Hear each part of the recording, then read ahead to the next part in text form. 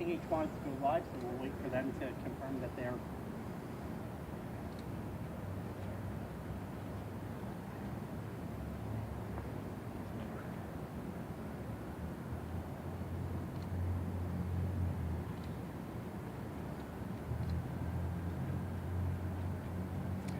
Good afternoon, everybody. My name is Inspector Jim Callender of the Hamilton Police Service. I'm here to speak to you all about a violent night that we had here in the city of Hamilton. We were investigating 2 shootings, a serious assault, and a seized firearm. At the Winona Peach Festival last night, our officers observed a disturbance that took place between 2 individuals near the Midway. This took place at a time and place and a location where there was hundreds of families and children in the area. As officers approached, bystanders alerted that one of the suspects in this altercation had a firearm, which had been racked and ready to fire. During the disturbance, we had members of the community that were attempting to impede or swarm in on the officers as they were effecting their arrest, and our officers were attempting to gain compliance and giving directions to those members of the community to back away from the area to create a safe space for us. They weren't abiding by those directions, and that caused our officers to, yes, use our OC spray and batons to gain some space for our officers to complete their duties. In that incident, a 23-year-old male was arrested and found to be in possession of a firearm with a high-capacity magazine and ammunition. He faces numerous charges, including possessing a loaded firearm and possessing a prohibited weapon. I want to make it clear that the actions of these officers that night at the Winona Peach Festival, they stopped what could have been a tragedy at a festival that involved thousands of community members. These officers stepped up and, knowing the capacity of what that firearm could have done, stopped a tragedy that night, last night at the Winona Peach Festival. Later on in the night, we also had 2 shootings. One that took place at the parking lot in Peddles Tavern on Barton Street East. And that incident, a 20-year-old male and a 28-year-old male sustained non-life-threatening injuries. Both of these victims have been uncooperative with us and our investigators at this time. We do not have many details related to that shooting. There was a further shooting outside of Club 33, where 3 individuals in their 20s sustained serious gunshot injuries. Our shooting response team has been called in. They are working on these investigations and have taken over these investigations for us at the Hamilton Police Service. As a community, we have to be joined in the fact that we cannot be comfortable with what happened over the last 24 hours. We need to stand up. We have to understand that why would anybody bring a firearm to a festival? We have to work together. We have to share information. We have to be one in creating some semblance of public order and public safety. We at the Hamilton Police Service are adamant that those that are involved with criminal offenses that have firearms, we're adamantly opposed to their bail and their release back into the community. And I am open to any questions. Do you have any suspect information for either of the shootings that occurred? I do. I have a couple suspect information for you. For the shooting that occurred at Peddles Bar, we're looking for a male black, approximately 20 years of age, wearing a black hoodie and black pants. He was last seen running eastbound near Fairfield Ave. For the shooting that occurred at 33 Bowen, we're looking for a male white with blonde hair, a light beard, wearing a black Blue Jays baseball hat, wearing a white shirt and black jeans, and he was last seen leaving in a gray sedan.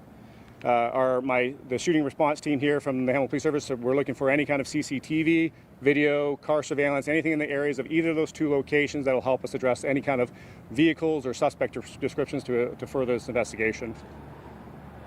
So are all these incidents related, or are some of these related to the Peach Festival in particular, or some of these just in a span at the same time? They were all in the span of the same time. The only 2 of the incidents that were related location-wise, I would say, I can't say suspect-wise, but was the serious assault that occurred. There was a serious assault that occurred at a plaza at Highway 8 and Winona Road, and obviously that's in close proximity to the Peach Festival.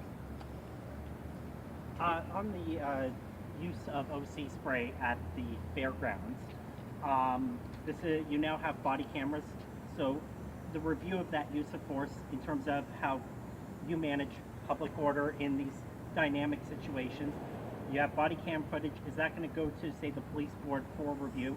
to make sure that, next time maybe there's some things to learn both for crowd control but also for communication?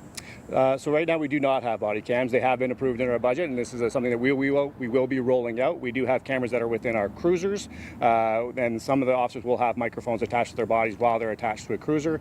The special duty officers that would have been on scene at the location, they do not have body cams at this time. It's in our budget moving forward. We will have body cams in the future. And in terms of that decision to use of force, I saw that it was a sergeant that was using that force. In terms of the use of force policy, how does that work for making that decision when you have such a large crowd? So I can't speak to the individual.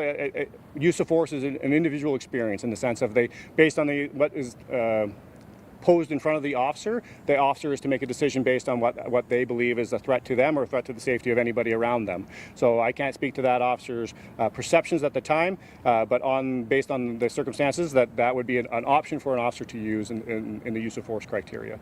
Turning to 33 Bowen, so that intersection has had numerous incidents in recent times, early morning incidents.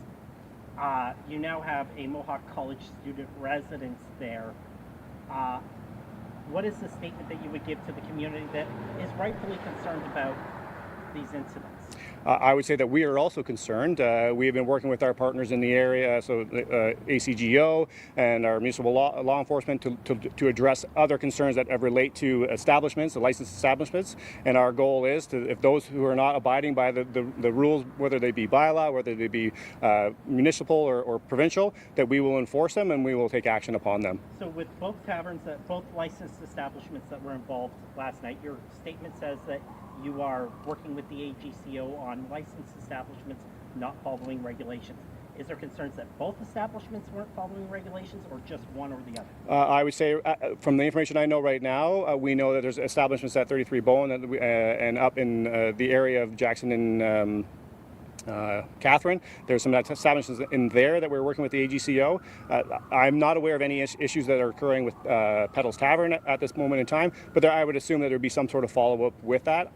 My information is the incident that happened at Petal's Tavern was not directly related to the tavern itself. It just occurred in the parking lot. I don't know if there was a disturbance that happened within Petal's earlier or anything like that, but it was just happened to be in the vicinity of Petal's Tavern. Just to clarify, so in the press release, it says that there's been ongoing issues with licensed establishment in the area. Like, what do you mean by that? Or what does the HPS mean by that? So there's establishments both up here in the same area. So there's 33 Bowen is one of the establishments, and then Sankofa Bar is another establishment in the area. Okay. Is it just, are we talking about shooting incidents in like the parking lots or something like that? There violent incidences and then licensing issues in the sense of alcohol licensing issues and all the regulations that they must follow to have a licensed establishment.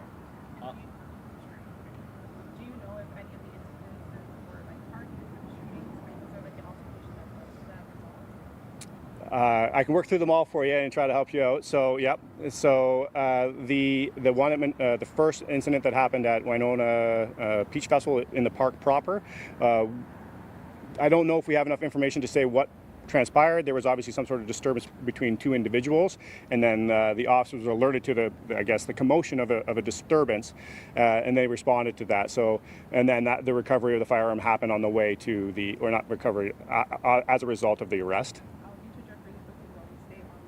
Sure. Sorry? Oh yes, it's a handgun with an extended magazine, which means that it's carrying more ammunition that is lawfully allowed. If you were allowed to possess the restricted firearm, the firearm has a device and that is restricted in Canada. So that's the additional charge of possession of a prohibited weapon. The prohibited weapon is actually the magazine that's attached to that firearm. That's okay. The previous question about if there was any incident that led to the altercation, or if there's any altercation that led to the incident, any altercation target. Yes, Petal's Tavern. I don't have a lot of details of what occurred prior to the actual shooting itself. It appears that its target is not a random shooting in any way. I just don't know what the interaction was prior to the shooting itself, but it wasn't just a random shooting in the sense of what we would know as a drive-by or anything like that. In 33 Bowen there was a dispute. There was an argument that was occurring in the parking lot area, and then that's when the shooting occurred. Just to clarify, so we're talking about 4 incidences that happened since last night. Yes. So then there's another incident that's occurred. That's the serious assault that's occurred at the I guess the little parking lot of an establishment at Highway 8 and Winona Road, just to the west of that. The 5 or 4? Just how many incidents we're talking about? We're talking about 4. 2 shootings, a recovered firearm, and a serious assault. With the incident involving the 53-year-old victim, is there any indication of how that incident began? Any relationship between the victim and the assailants? Are we talking about the serious assault? The serious assault. This was just a neighbor in the area, so I believe there was a disturbance that was occurring in the parking lot that bled into their private property. I think there was a interjection by the resident, and then they became a victim of an assault. We're following some more reports regarding another cat being shot by a crossbow. Is there any element or confirmed like these are investigations? I cannot. I do not. I don't have any specifics on that right now. In terms of the increased presence at fairs, Yes. that was the initial statement from Hamilton Police. What does that look like? So what we have done now, we've increased our what we call as special duties or paid duty officers that are in the parks at the time of any kind of festival is running. So there's increased police presence in that sense. We are also utilizing our officers that are on patrol, and they are responding and being tasked for specific operational duties at the time of festival. So you have to understand that we have a limited amount of officers in thousands, crowds of thousands of people. So this is what we saw at Peach Festival, where the disturbances were actually moving throughout the park, and the officers were moving with the disturbances, trying to keep up and keep order within a park that's very, very big and very, very robust with people who are there to enjoy the actual festival. Is there any consideration? I know that Winona Peach Festival has a history with the OPP, so the OPP being there is separate from Hamilton Police, but is there any consideration for the other fairs reaching out to neighboring policing services to see if they can support, as you just said, you have finite resources? Yeah, I can say that we haven't had that discussion as of right now. I would say that we would be open to many discussions to make, our goal is to make those festivals safe for our community to attend. What advice do you have for members of the public who are going to these festivals in terms of what they can do to be safer in light of these occurrences?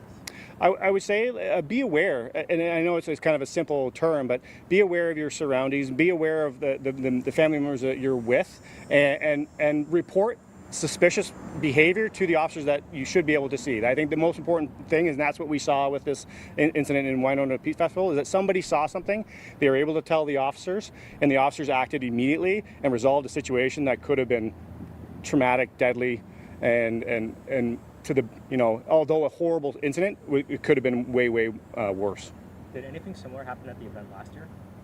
As pointed out, we've had some previous years. We've increased our level of engagement at the fair and the festivals, because what we saw in the past was similar behavior of swarming, what they call like a swarming robbery, where a number of individuals would come to one victim, swarm, and then there would be a robbery, some sort of violent offense where they're attempting to steal something from them. And just for stats purposes, do you have what number